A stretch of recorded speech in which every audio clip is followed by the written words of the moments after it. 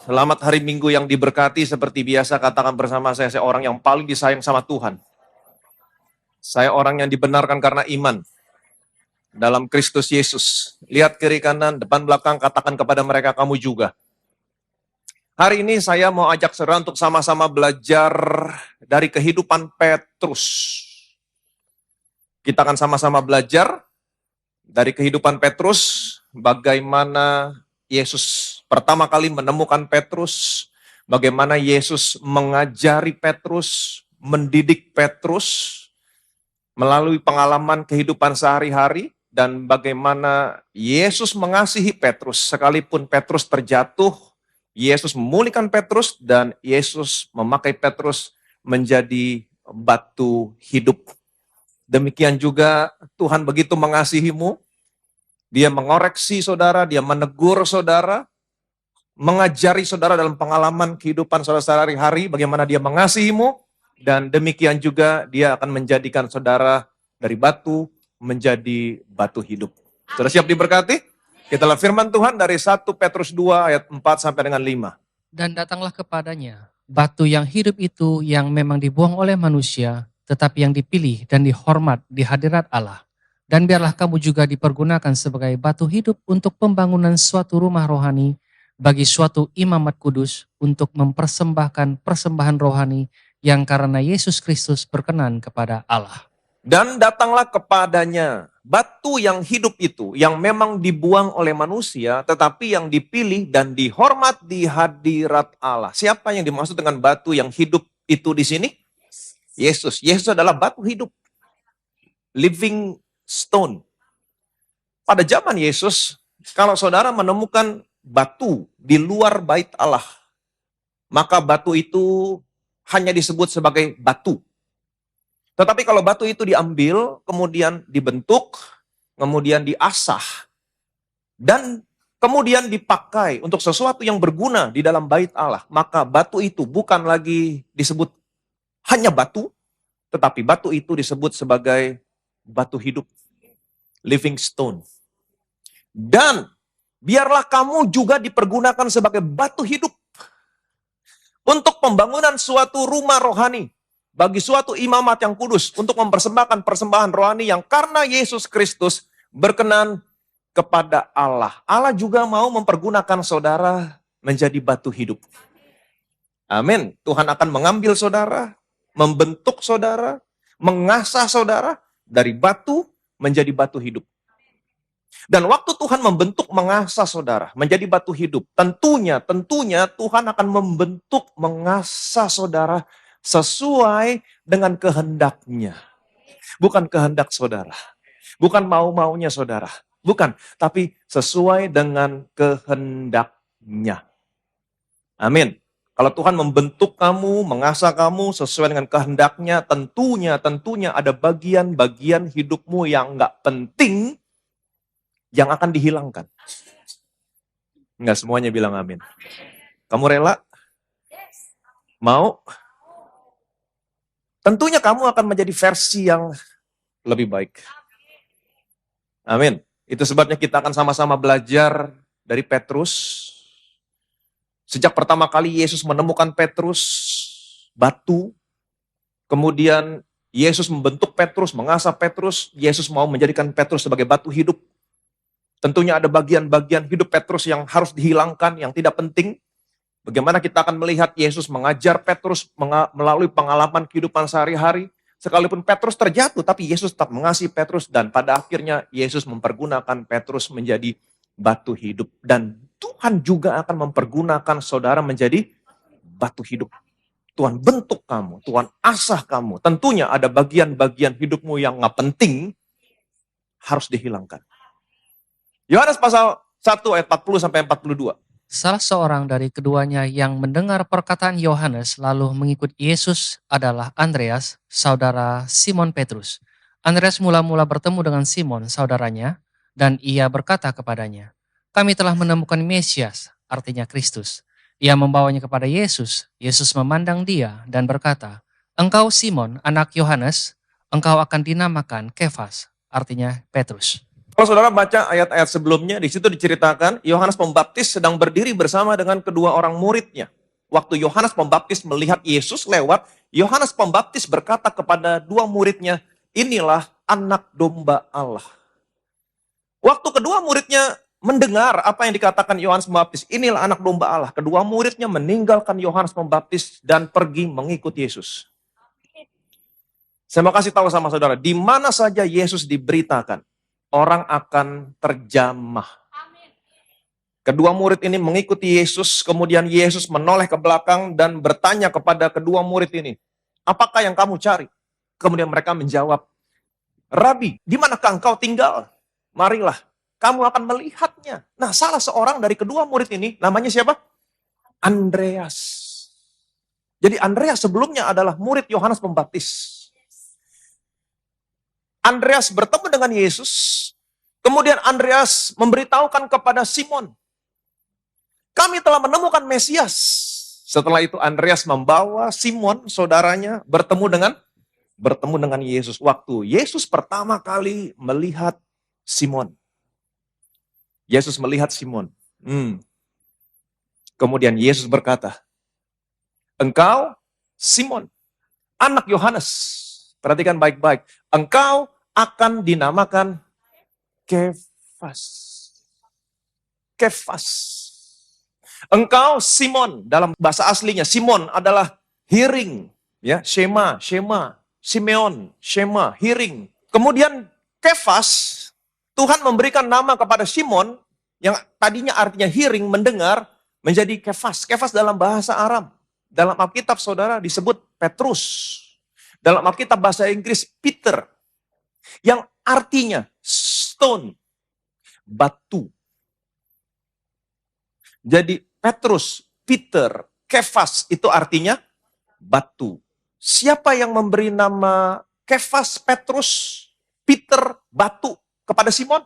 Yesus. Jadi pertama kali Yesus bertemu dengan Petrus. Engkau Simon anak Yohanes. Engkau dinamakan batu. Ini pertama kali Yesus berjumpa dengan Simon. Bagaimana cerita selanjutnya?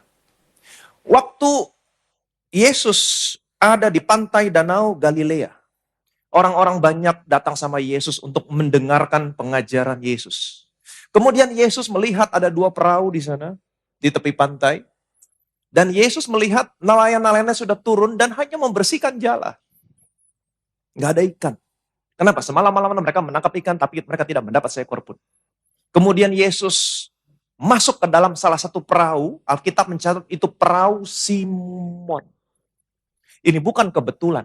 Yesus masuk ke dalam perahu yang namanya perahu siapa? Perahu Simon. Kemudian Yesus menyuruh Simon menolakkan perahunya agak jauh dari pantai. Kemudian setelah itu Yesus duduk. Dia mengajar dari atas perahu Simon. Perhatikan baik-baik. Kalau Yesus menyuruh saudara untuk melakukan sesuatu, itu satu kehormatan buat saudara. Kenapa? Karena sesungguhnya Yesus bisa suruh orang lain. Tapi kalau Yesus menyuruh saudara melakukan sesuatu, itu satu kehormatan buat saudara. Dan bukan karena Yesus butuh. Jangan sombong. Kalau Yesus minta saudara untuk melakukan sesuatu, itu kehormatan. Dan bukan karena Yesus butuh. Tapi karena Yesus sedang mempersiapkan sesuatu yang lebih besar buat saudara. Banyak orang yang tidak mau melayani Tuhan. Oh, nanti saya kehilangan waktu, kehilangan tenaga, kehilangan uang. Kenapa? Karena time is money buat saya. No. Kalau Tuhan menyuruh saudara untuk melakukan sesuatu, itu satu kehormatan buat saudara. Kalau Yesus masuk ke dalam perahunya Simon, ada begitu banyak perahu di sana. Bukan hanya perahu Simon. Tapi kalau Yesus masuk ke dalam perahu Simon dan menyuruh sesuatu kepada Simon, itu satu kehormatan. Dan Yesus sedang mempersiapkan sesuatu yang besar buat Simon. Setelah Yesus mengajar, Yesus berkata kepada Simon, tolakkan perahumu ke tempat yang dalam. Kenapa ke tempat yang dalam? Karena di tempat yang dalam, ikannya besar-besar. Kemudian sampai di tempat yang dalam, tebarkan jalamu. Mereka melakukan itu. Dan setelah mereka melakukan itu, mereka mendapat sejumlah besar ikan. Alkitab mencatat jalannya hampir koyak. Melihat kejadian ini, Simon Petrus tersungkur di hadapan Yesus dan dia berkata, Tuhan pergilah daripadaku sebab aku ini orang berdosa. Berkat yang Simon terima menuntun dia kepada pertobatan yang sesungguhnya. Dalam perjanjian lama, saudara harus bertobat dulu baru Tuhan bisa berkatin saudara. Tapi dalam cerita ini Tuhan memberkati Simon terlebih dahulu yang sesungguhnya dia tidak layak. Inilah yang namanya kasih karunia. Apa itu kasih karunia? Sesuatu yang kamu terima yang sesungguhnya kamu tidak layak terima.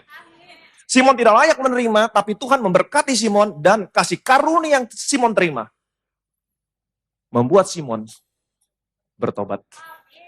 Kasih karunia menuntun orang kepada pertobatan. Pergilah daripadaku sebab aku ini orang berdosa. Perhatikan baik-baik. Yesus pinjam perahunya Simon untuk mengajar. Simon memberikan perahunya kepada Yesus untuk mengajar. Yesus pakai perahu Simon untuk mengajar. Waktu Yesus mengembalikan perahunya Simon, Yesus kembalikan bukan dalam keadaan kosong. Dia kembalikan dalam keadaan penuh ikan. Dan satu hal yang saya mau kasih tahu sama saudara. Apapun yang saudara berikan untuk Yesus, tidak akan pernah dilupakan. Apapun yang Petrus berikan sama Tuhan hari itu, tidak akan pernah dilupakan. Sampai hari ini, saudara pergi ke Israel. Kalau saudara makan di Danau Galilea, maka orang menyebut ikan yang ada di sana, ikan Petrus. Padahal ikannya ikan mujair. Ikan nila, tapi namanya ikan Petrus. Tuhan tidak pernah lupa. Apa yang dilakukan akan selalu disebut untuk mengingat dia. Demikian juga dengan perempuan yang mempersembahkan minyak narwastu yang mahal harganya. Untuk mempersiapkan penguburan Yesus. Yesus berkata kepada orang-orang yang ada di sana. Dimanapun Injil diberitakan, apa yang dia lakukan akan selalu disebut untuk mengingat dia. Demikian juga dengan ruangan atas, tempat di mana Yesus mengadakan perjamuan akhir bersama dengan murid-muridnya.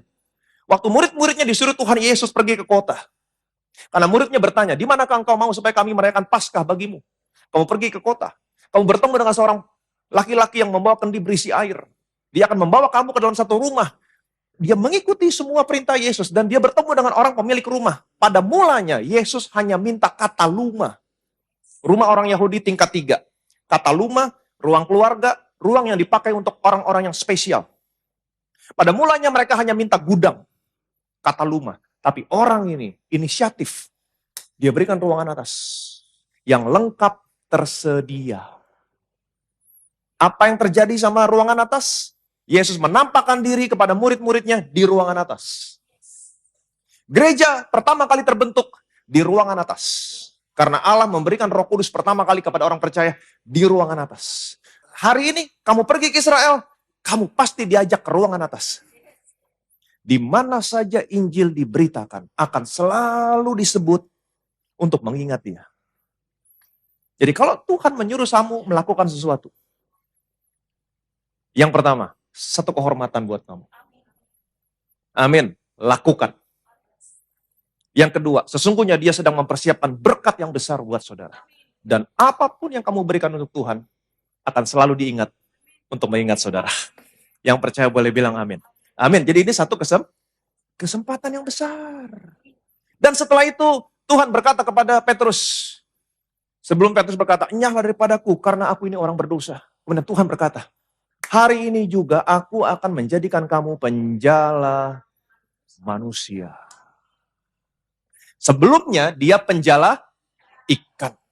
Tuhan mau menjadikan dia penjala manusia. Pertama kali Yesus bertemu dengan Petrus, kamu batu. Betul? Dan setelah Yesus berkata, aku akan menjadikan kamu penjala manusia. Artinya apa? Tuhan menjadikan dia living stone. Batu hidup. Sesuatu yang berguna untuk pembangunan suatu rumah rohani. Kamu sekarang nggak lagi menjala ikan, kamu menjala manusia.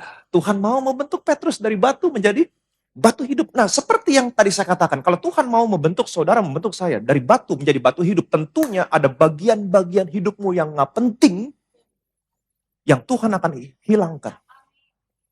Kita akan lihat bagaimana Tuhan dealing dengan Petrus. Ada bagian-bagian hidup Petrus yang nggak penting. Kita tahu Petrus adalah orang yang selalu bermegah, sombong. Betul? Orang yang sombong, yang mengandalkan kekuatannya.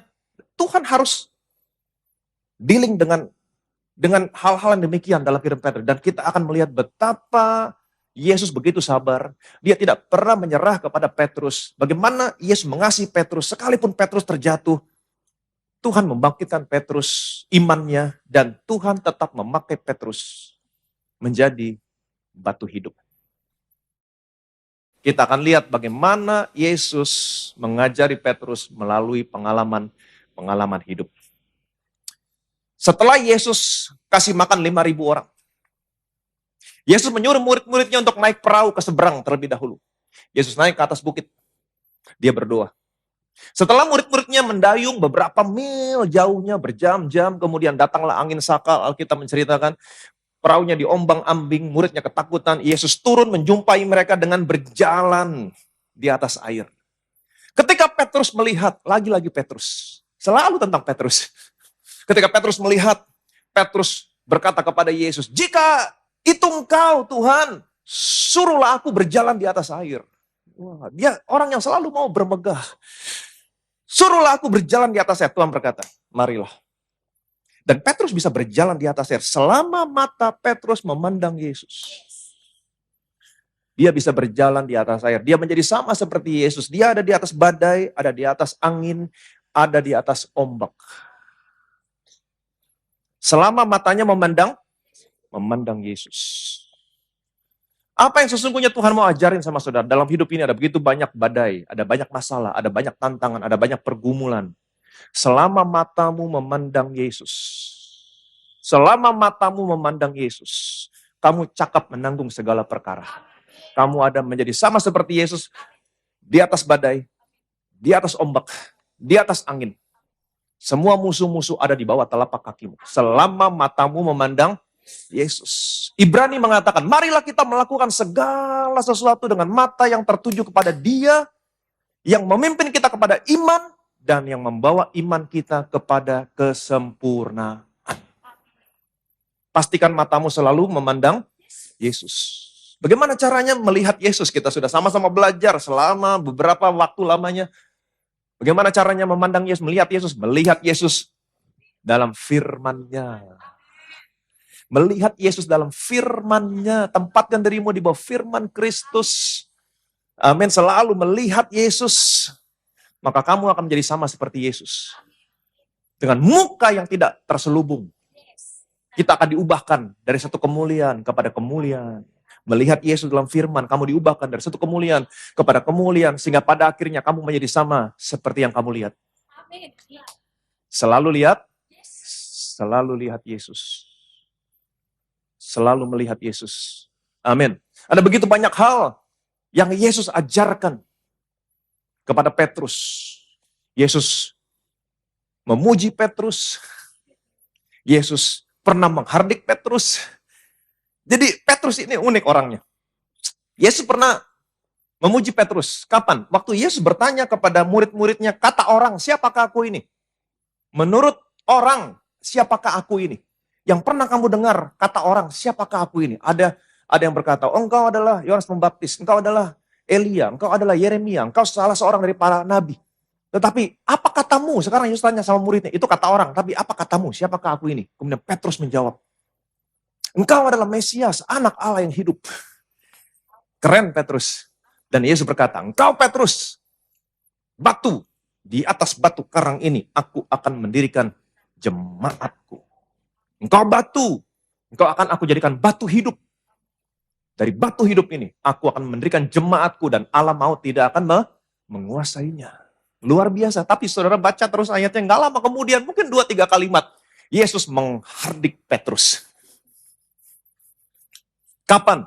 Waktu Yesus berbicara tentang penderitaannya. Yesus harus menderita, dia mau pergi ke Yerusalem, dia harus mengalami penderitaan, mati, kemudian bangkit pada hari yang ketiga. Waktu Petrus mendengar demikian, apa yang Petrus lakukan sama Yesus? Dia tarik Yesus ke samping, kemudian dia tegur Yesus. Sekiranya Allah menjauhkan hal ini daripadamu. Hal ini sekali-kali tidak akan pernah terjadi padamu. Apa yang Yesus katakan? Enyahlah engkau iblis. Baru saja dipuji, engkau gereja, alam maut tidak menguasai engkau. Enggak lama kemudian, enyahlah engkau iblis. Engkau batu sandungan bagiku. Karena kamu tidak memikirkan apa yang dipikirkan Allah. Kamu hanya memikirkan apa yang dipikirkan manusia. Ini yang harus dibuang dari Petrus. Kalau Petrus mau menjadi batu hidup, kalau saudara mau dijadikan batu hidup, perhatikan baik-baik. Tuhan dealing with Peter.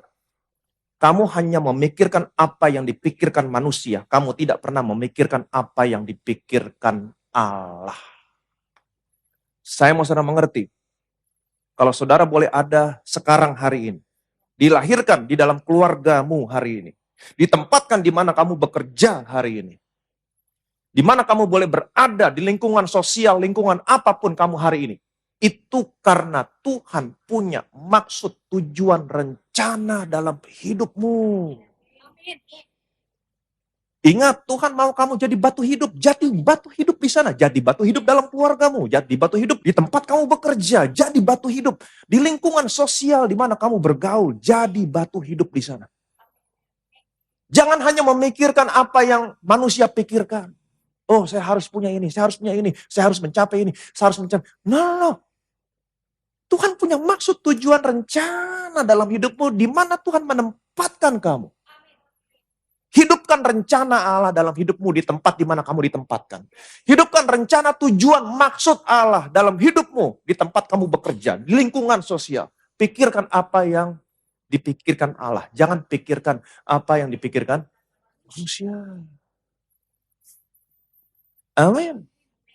Jadi Tuhan harus dealing with you juga. Jangan hanya memikirkan apa yang dipikirkan manusia, tapi pikirkan apa yang dipikirkan Allah. Saya ada dalam keluarga ini. Apa tujuan Tuhan dalam hidup saya untuk keluarga saya? Saya bekerja di sini, di lingkungan seperti ini. Apa tujuan Tuhan, rencana Tuhan dalam hidup saya untuk orang-orang yang ada di sekitar saya, di tempat saya bekerja? Amin. Hidupkan tujuan Tuhan, rencana Tuhan dalam hidupmu. Tapi Pak, kan saya perlu ini. Nggak usah khawatir, semuanya ditambahkan kepadamu. Amin. Apalagi yang terjadi selanjutnya?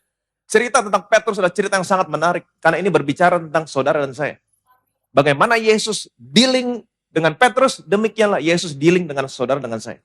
Ada bagian-bagian hidup kita banyak sekali yang gak penting yang harus dihilangkan. Sebelum Yesus diserahkan, Yesus perjamuan bersama dengan murid-muridnya. Di tengah-tengah perjamuan, Yesus berkata kepada murid-muridnya begini, malam hari ini juga, kamu semua akan tergoncang imanmu karena aku. Kemudian Petrus, lagi-lagi Petrus. Lagi-lagi Petrus. Seperti yang tersekarang, Petrus adalah orang yang bermegah, sombong. Ini gak penting. Kalau Tuhan mau jadikan batu hidup, yang seperti ini gak penting, ini harus dihilangkan. Petrus langsung berbicara. Sekalipun mereka semua terguncang, aku tidak akan pernah terguncang. Wow. Kemudian Yesus berkata, Petrus, iblis menuntut untuk menampi kamu, Petrus. Iblis menuntut menampi kamu. Menampi, iniatso, yang artinya apa? Menyaring. Menggoncang dalam saringan. Sudah pernah melihat orang menyaring sesuatu? Apa tujuannya? Supaya apa yang gak baik keluar dan kamu mendapatkan apa yang baik. Tuhan mengizinkan Petrus ditampi, disaring oleh iblis. Kenapa Tuhan izinkan? Karena Tuhan tahu musuhmu boleh merancang sesuatu yang jahat, tapi Tuhan turut bekerja untuk mendatangkan kebaikan. Tuhan mau menjadikan ini sebagai good shaking. Supaya semua yang tidak baik dari hidupnya Petrus hilang. Dari goncangan ini. Amin. Iblis menuntut. Saya percaya peristiwa ini sama seperti peristiwa di mana Iblis datang di hadapan Allah menghakimi Ayub. Masih ingat? Tetapi saya punya kabar baik. Hari ini iblis tidak bisa melakukan hal ini lagi sama saudara. Kenapa? Yesus sudah mati, dia sudah bangkit, dia sudah naik ke surga, dia bawa darahnya, ingat, untuk menguduskan surga. Sehingga hari ini tidak lagi ada pendakwa yang berdiri di hadapanmu mendakwa kamu siang dan malam. Seperti pada zaman Ayub, seperti pada zaman Petrus. Petrus masih bisa ditampi karena Yesus belum mati curahkan darahnya. Iblis masih punya akses untuk berdiri di hadapan Allah mendakwa manusia. Tapi sejak Yesus mati, naik ke surga, bawa darahnya, menguruskan surga sejak saat itu. Iblis dilempar. Pendakwa-pendakwa kita dilempar. Sehingga hari ini tidak lagi ada akses untuk iblis berdiri menampi kamu. Yang ada hanyalah seorang imam besar yang selalu membela kamu siang dan malam. Yang percaya boleh bilang amin. Amin. Saudara masih ingat peristiwa Ayub? Iblis datang ke hadapan Allah. Betul? Kemudian Allah berkata, kamu lihat hambaku Ayub? Wah, luar biasa dia. Iblis berkata, cabut semuanya. Saya jamin dia mengutuki kamu. Sama seperti Petrus. Petrus begitu sombong, begitu berani, selalu bermegah, membela Tuhan. Saya percaya iblis datang dan Tuhan berkata, lihat muridku Petrus luar biasa. Iblis berkata, kasih dia pencobaan. Saya jamin dia menyangkal kamu. Iblis menuntut untuk apa? Menampi Petrus. Dan Tuhan izinkan. Kenapa? Karena Tuhan melihat, kamu boleh mendatangkan keburukan sama muridku, tapi aku akan pergunakan ini sebagai kebaikan. Tuhan selalu bekerja untuk mendatangkan kebaikan. Tuhan melihat ini sebagai good shaking, goncangan, untuk menyaring apa yang tidak baik dari Petrus supaya hilang. Itu arti kata harafiahnya. Arti kiasannya, menuntut menampi kamu. Arti kiasannya menggoncang imanmu sampai batas kejatuhan kamu. Itu arti kiasannya. Menggoncang imanmu sampai batas kamu jatuh. Itu sebabnya Tuhan berkata, tapi aku berdoa buat kamu Petrus, supaya imanmu jangan gugur. Kamu terjatuh, tapi jangan sampai imanmu mati. Dan kalau kamu sudah insaf, Tuhan menubuatkan kemenangan Petrus. Kuatkanlah saudara-saudaramu. Tapi Petrus lagi-lagi dia bermegah. Tuhan, sekalipun aku harus mati, aku tidak akan pernah menyangkal engkau. Petrus luar biasa. Petrus luar biasa. Setelah itu, setelah selesai makan perjamuan, Yesus pergi ke Taman Getsemani. Dia berdoa semalam-malaman. Dia membawa Petrus, Yohanes, Yakobus. Apa yang terjadi? Mereka semua tidur. Yesus datang kepada mereka, tidakkah engkau sanggup berjaga-jaga sebentar saja? Berdoalah supaya kamu jangan jatuh ke dalam pencobaan. Petrus seharusnya waktu dia mendengar iblis menuntut menampi dia, harusnya dia berdoa. Tapi saya percaya Petrus adalah orang yang sombong, yang penuh confident, sekalipun mereka semua menyangkal, aku tidak akan pernah menyangkal. Sekalipun aku harus mati, aku tidak pernah. Dia mengandalkan kekuatannya.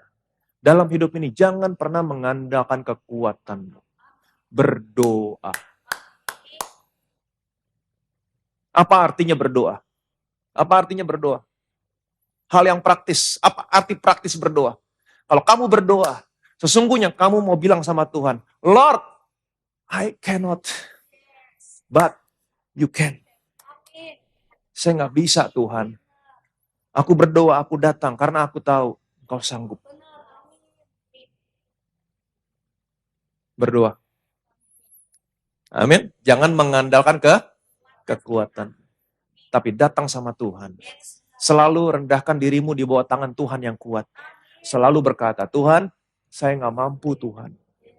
Sekalipun kamu merasa mampu, Tuhan saya minta kasih karuniamu Tuhan. Aku bersyukur Engkau memampukan aku dan aku minta kasih karuniamu Tuhan. Supaya apa yang aku kerjakan, Engkau, bukan aku, Engkau yang buat berhasil. Selalu rendahkan dirimu di hadapan tangan Tuhan yang kuat. Maka Tuhan akan meninggalkan kamu. Tepat pada waktunya. Singkat cerita, Yudas datang bersama dengan gerombolan untuk menangkap Yesus, pasukan bait Allah. Singkat cerita, ketika terjadi perselisihan, kemudian Alkitab berkata, Petrus, lagi-lagi Petrus. Petrus, dia mengeluarkan pedangnya. Satu hal yang aneh buat saya, mengikut Yesus tapi bawa pedang. What for? Untuk apa bawa pedang? Dia yang berkata, engkau Mesias, anak Allah yang hidup.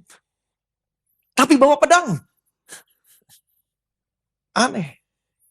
Sama seperti halnya orang Kristen yang selalu memproklamirkan Mazmur 91. 1.000 orang rebah di sisiku, 10.000 rebah di sebelah kananku, semuanya tidak akan pernah menimpa aku.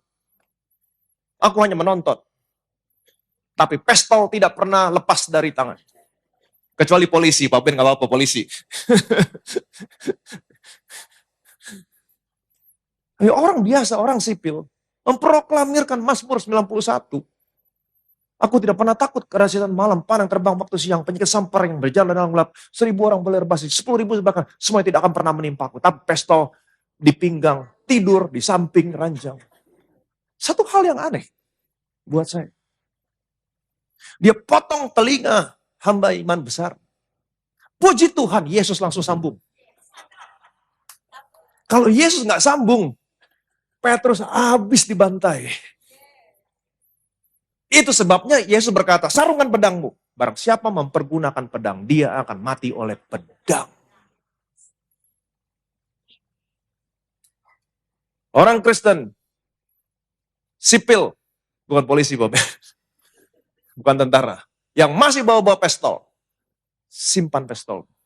Sarungkan, kembalikan. Sama seperti Yesus berkata kepada Petrus, demikian juga Yesus berkata kepada saudara. Orang yang hidup dengan pedang, dia akan mati oleh pedang.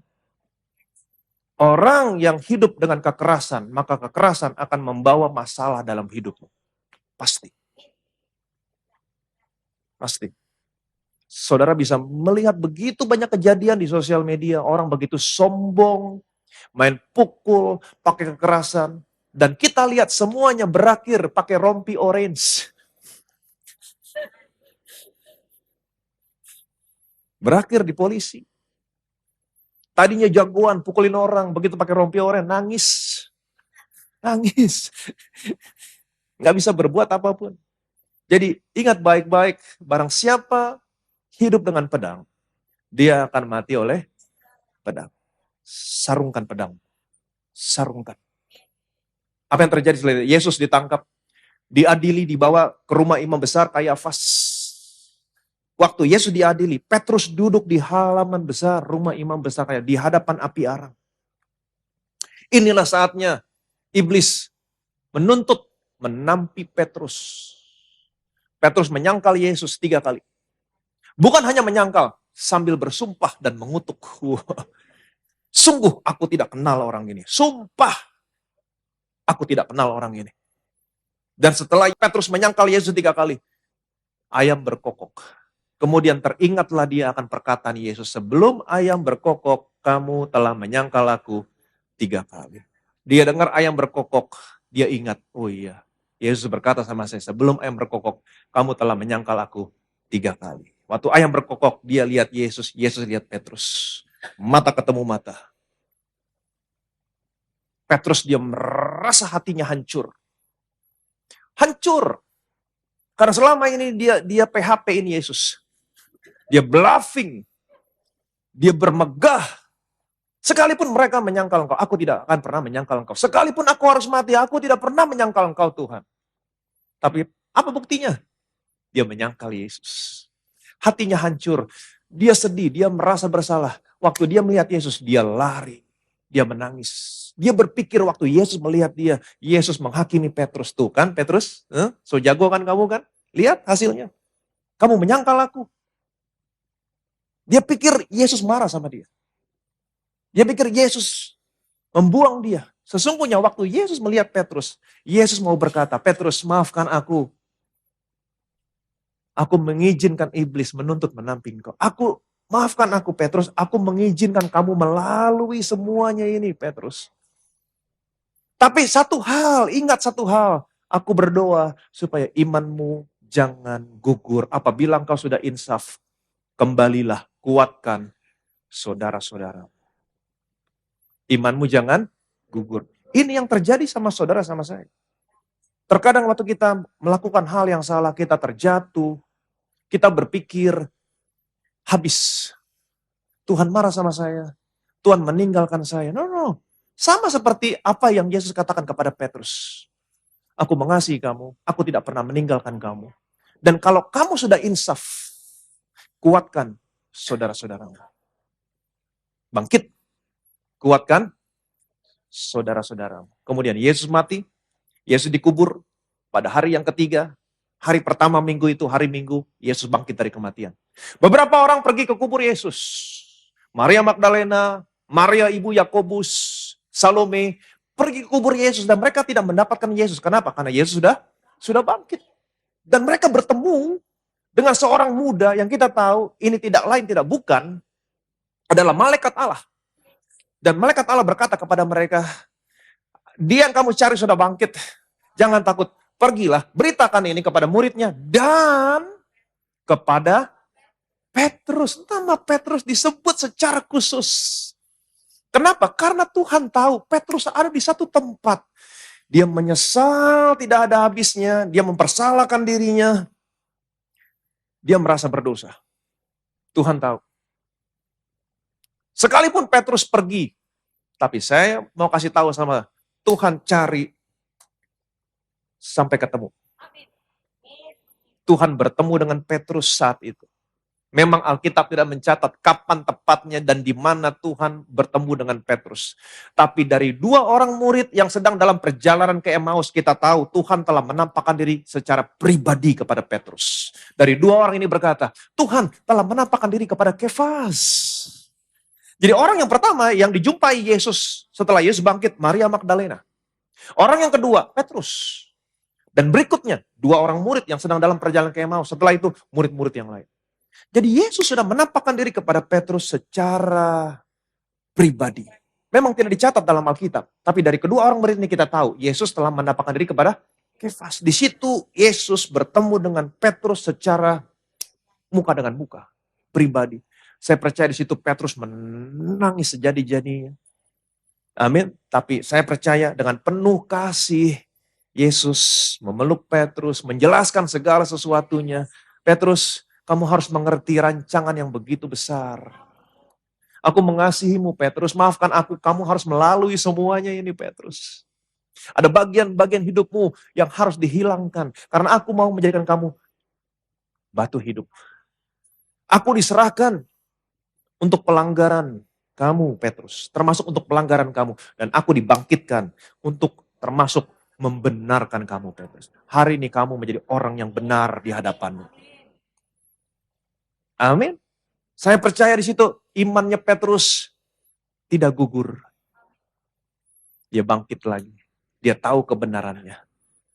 Satu hal yang Tuhan mau saudara mengerti, imanmu jangan gugur. Bagaimana caranya imanmu jangan gugur? Iman timbul dari pendengaran akan firman. Terus datang sama Yesus, terus tempatkan dirimu di bawah firman Kristus, terus mendengar perkataan Yesus. Imanmu tidak akan pernah gugur. Amin. Apa buktinya iman Petrus tidak gugur? Setelah itu, Yesus menampakkan diri kepada murid-murid yang sedang menangkap ikan di pantai Danau Galilea. Hai anak-anak, adakah lauk pauk? Tidak ada, kata mereka.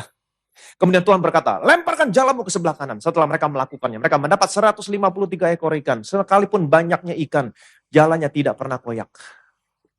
Jalannya tidak koyak. Kemudian ketika Yohanes melihat hal itu, dia tahu, itu Tuhan. Waktu Petrus mendengar itu Tuhan. Apa yang Petrus lakukan? Kalau Petrus belum dipulihkan imannya, kalau imannya masih gugur, waktu dia mendengar itu Tuhan, maka Petrus langsung tiarap dalam kapal. Dia ngumpet, dia malu. Orang yang selama ini saya PHP-in ada di depan saya. Dia ngumpet pasti. Dia nggak berani. Tapi saudara tahu apa yang Petrus lakukan waktu dia mendengar, itu Tuhan. Dia buka bajunya, dia terjun ke dalam danau, dia berenang ke arah Yesus. Dia memiliki keberanian untuk datang berdiri di hadapan Tuhan. Karena dia tahu iman yang tidak pernah gugur. Amin. Dia terus datang sama Tuhan.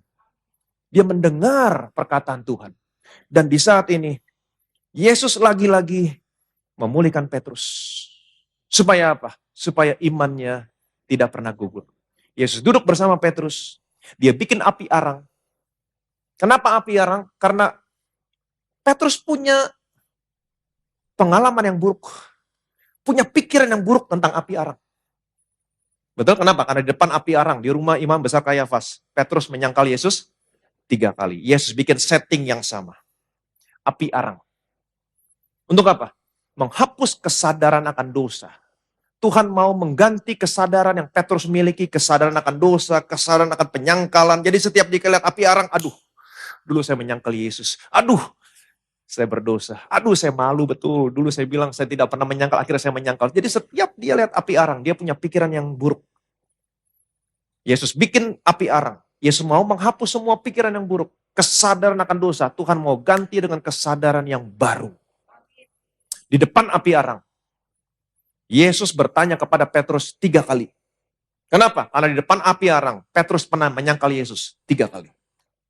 Dia bertanya begini. Simon anak Yohanes, apakah engkau mengasihi aku? Kata kasih di sini agape. Simon anak Yohanes, apakah engkau mengasihi aku? Do you agape me? Simon, apakah engkau mengasihi aku tanpa bersyarat? Apapun keadaannya, sampai engkau mau menyerahkan nyawamu bagiku, Petrus? Karena kasih agape itu kasih yang tanpa bersyarat. Sampai menyerahkan nyawanya. Apakah engkau mau mengasihi aku? Apapun yang terjadi, sampai kamu menyerahkan nyawamu? Petrus, lihat Petrus. Apakah dia sudah diubahkan? Kalau dulu Petrus ditantang begitu, Petrus pasti, aku akan mengasihi engkau. Kalau perlu aku kasih nyawamu. Betul? Dia memegahkan dirinya. Tapi setelah apa yang Petrus lalui, waktu Yesus berkata demikian, apa jawab Petrus? Tuhan, engkau tahu segala sesuatunya. Aku mengasihi engkau. Kata kasih yang Petrus pakai di sini, filio. I just like you, Lord. Aku mengasihi engkau. Aku suka kepadamu, tapi tidak sampai menyerahkan nyawaku. Dia jujur sekarang. Dia sudah diubahkan. Dia tidak lagi bermegah, menyombongkan dirinya. Tapi Tuhan berkata begini, gembalakanlah domba-domba. Yang benar Tuhan. Tuhan tanya lagi, untuk memastikan. Simon anak Yohanes, apakah engkau mengasihi aku? Do you agape me? Petrus, mau mengasihi aku? Tanpa bersyarat, sampai kamu menyerahkan nyawamu? Pengen dipancing lagi. Keluar gak nih yang dulu nih? Tapi Petrus, dia sudah diubahkan. Dia bilang gini, Tuhan, engkau tahu Tuhan segala sesuatunya Tuhan. Engkau tahu tentang aku Tuhan. I just feel you. Aku hanya suka kepadamu Tuhan. Dan maaf Tuhan, tidak sampai menyerahkan nyawaku. Dia tidak bermegah di atas dasar kekuatan. Dan sekarang Tuhan turun ke levelnya Petrus. Dipancing lagi sekarang. Oh gitu ya. Petrus, apakah engkau mengasihi aku? Kali ini Tuhan pakai filio. Oh Petrus, jadi kamu hanya suka sama saya ya? Kalau dulu Petrus dipancing begitu, oh jangan main-main. No Tuhan. Yang lain boleh suka, tapi aku agape you Tuhan. Tapi sekarang ketika Tuhan turun ke levelnya Petrus. Petrus dia tidak bergeming. Dia sudah diubahkan. Dia bilang ini, dia menangis. Tuhan tahu semuanya. Tuhan tahu tentang saya Tuhan. Gak ada yang tersembunyi Tuhan. I just feel you Lord. Aku suka kepadamu Tuhan, tidak sampai menyerahkan nyawaku. Ini dia. Dan Tuhan tetap berkata, gembalakanlah domba-dombaku. Di sini Tuhan juga mau kasih tahu sama Simon. Simon, apapun kasihmu kepadaku Simon. Apapun kasihmu kepadaku. Sekalipun kau hanya suka kepadaku, tidak mau menyerahkan nyawamu bagiku Tuhan. Apapun kasihmu kepadaku, aku tetap mengasihimu dengan agape. Kasih tanpa bersyarat. Sampai menyerahkan nyawaku. Sekarang Simon, kau sudah diubahkan. Hal-hal yang gak penting dalam hidupmu sudah disingkirkan. Sekarang Simon, gembalakanlah domba-dombaku. Amin. Saudara tahu apa yang ada dalam hatinya Tuhan sebelum dia naik ke surga? Domba-dombanya, saudara dan saya. Domba-dombanya begitu berharga. Kepada siapa domba-dombanya dipercayakan untuk dikasih makan? Kepada siapa? Kepada Petrus. Kalau saya jadi Yesus, belum tentu saya mempercayakan domba-domba saya kepada Petrus. Belum tentu. Tapi Yesus tahu segala sesuatunya.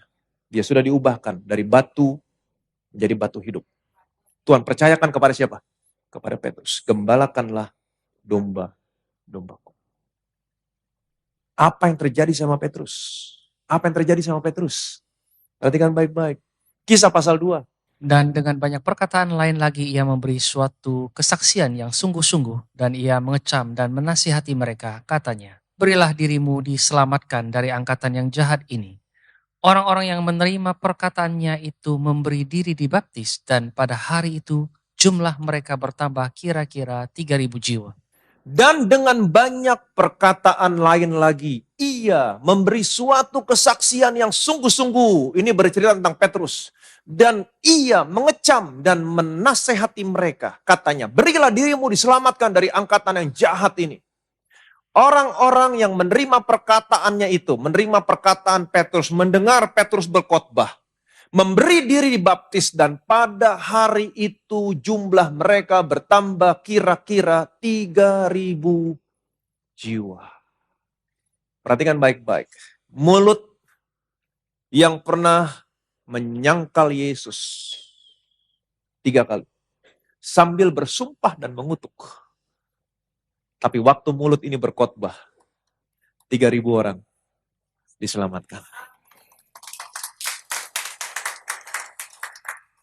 Tuhan pakai Petrus dari batu menjadi batu hidup. Yang berguna untuk suatu pembangunan rumah rohani.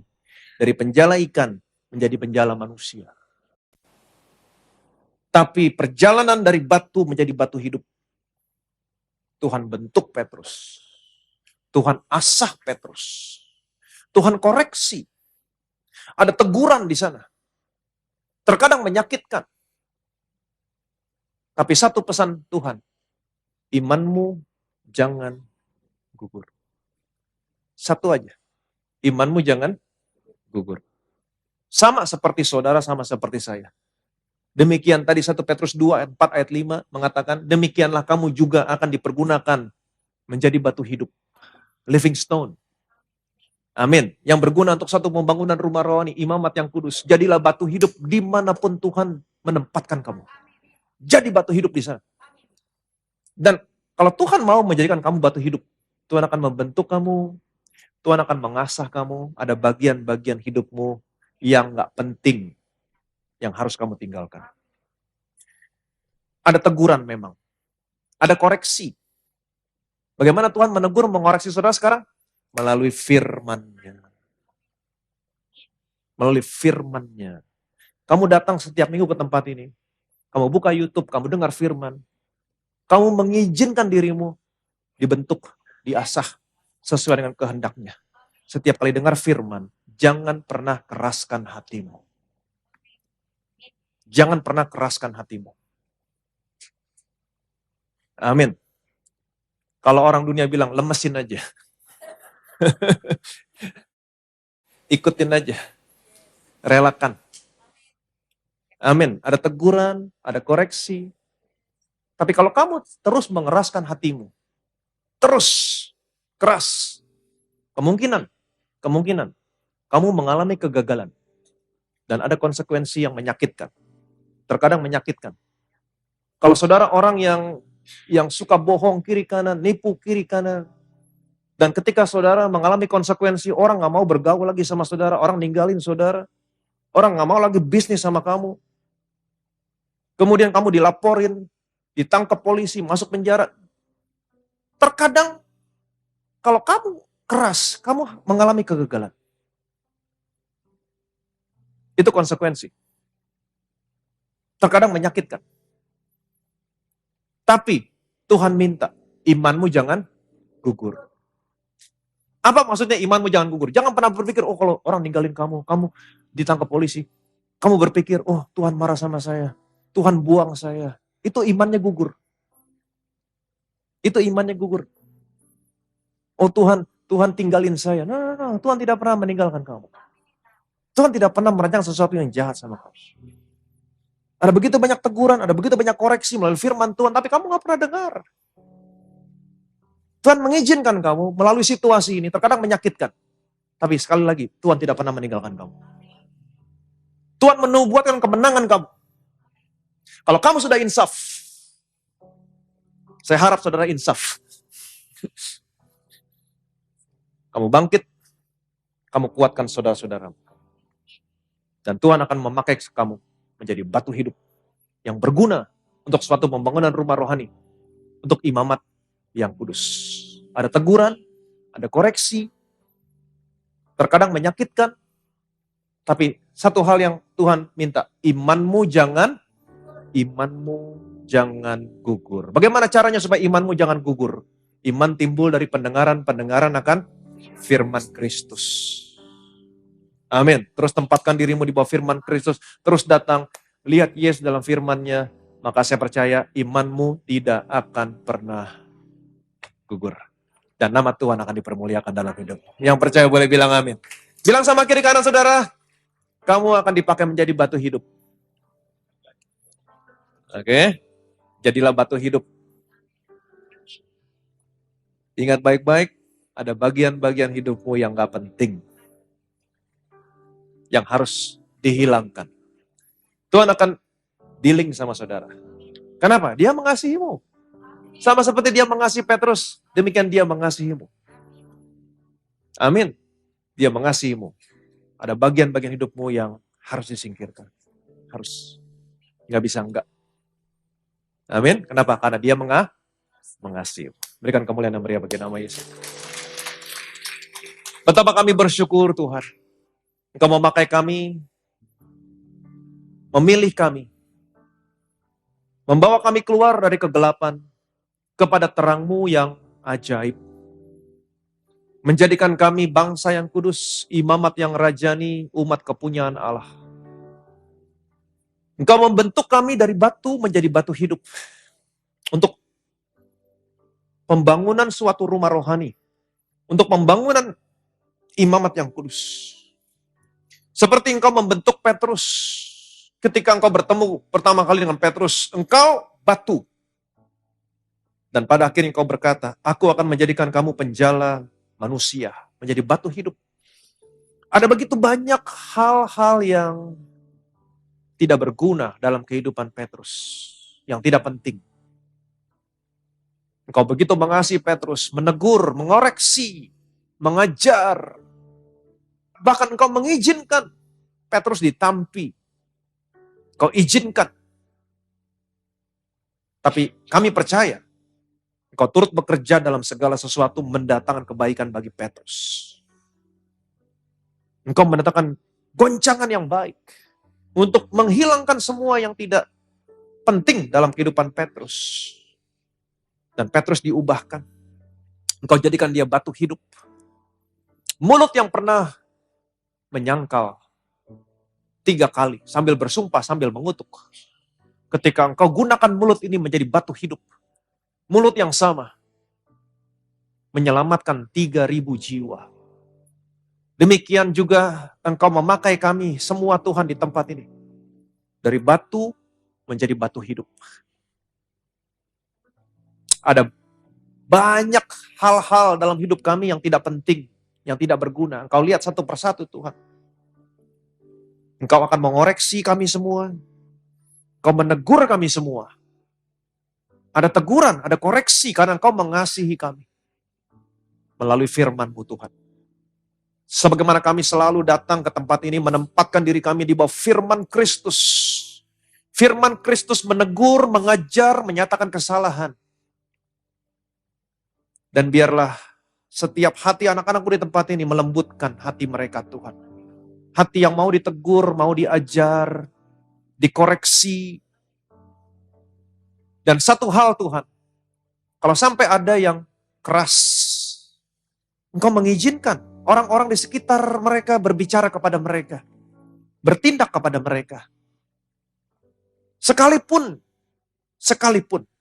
proses yang mereka alami menyakitkan.